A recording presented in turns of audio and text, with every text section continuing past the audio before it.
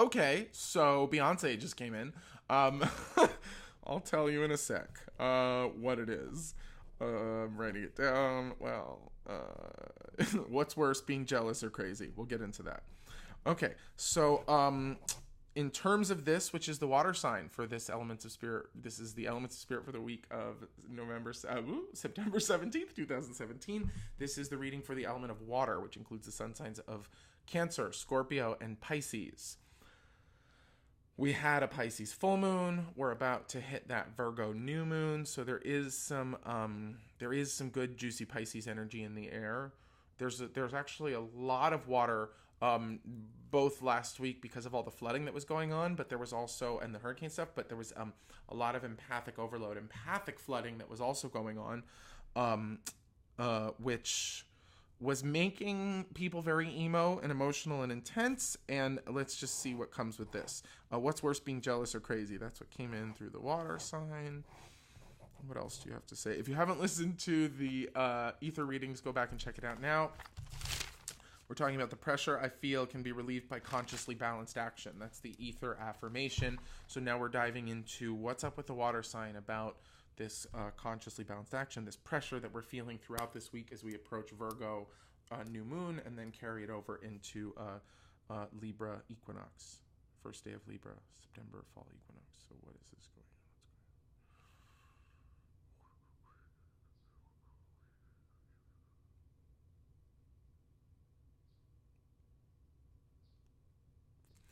on?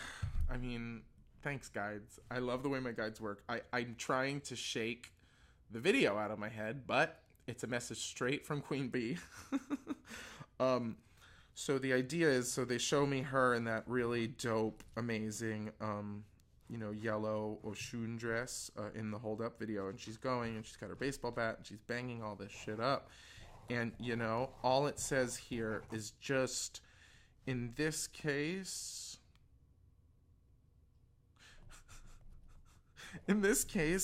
they're giving us an answer, which is it's being crazy is worse.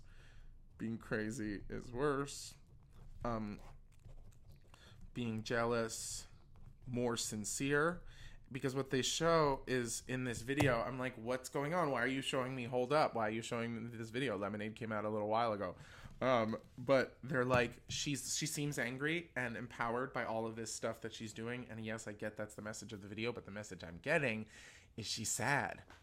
She's sad. She's scorned. She's spurned. She's jealous. She's existing with some insecurity, some feelings of lack. Oh, yes, now I got it. So here we go, you guys. So these feelings of deficiency, soggy, mopey, waterlogged. Oy. The pressure I feel can be relieved by consciously balanced action. All of these things discourage that. So basically, no time to mope, no time for pity, no time for, it's deficiency, really. It's saying it's better to be jealous. Just realize that your jealousy is actually about deficiency, is actually about being sad, lonely, blah, blah, blah, blah, blah, blah. I'm so bored of these tendencies in myself, so exhaustingly bored, but it's what makes me human. I love it. It's great. Okay. So the idea here is like, yeah, the other thing that makes me human is my mind.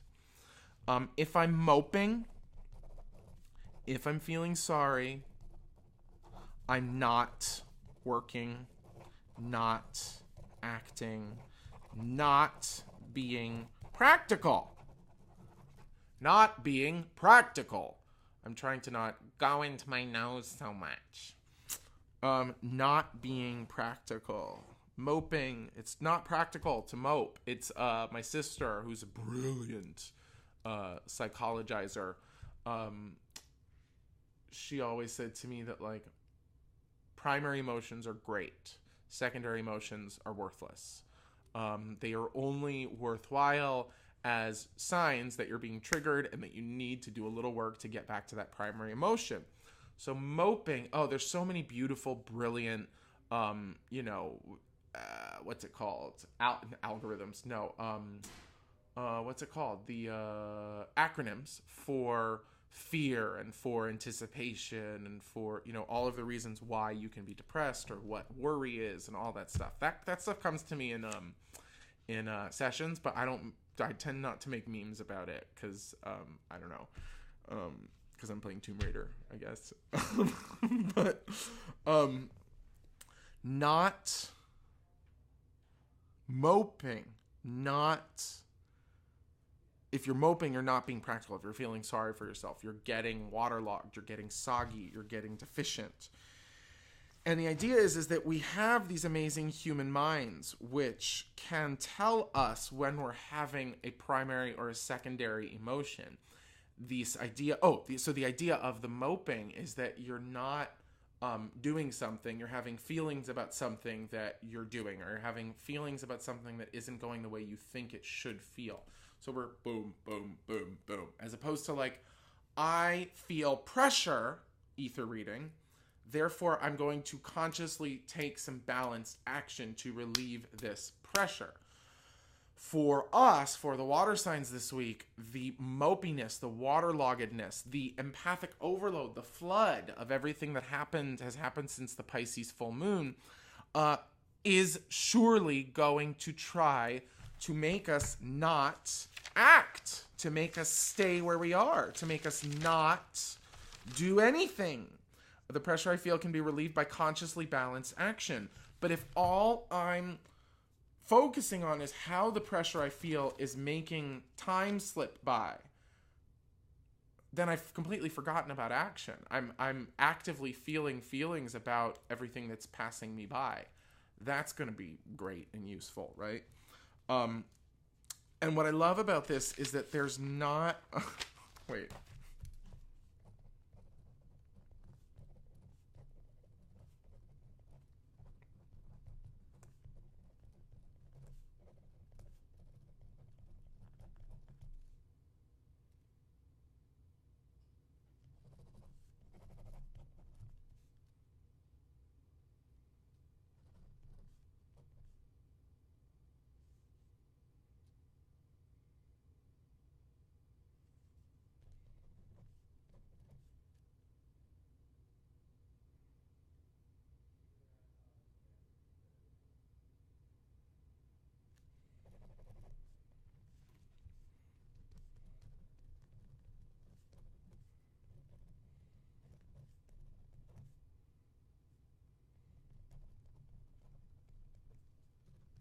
Okay. Wow.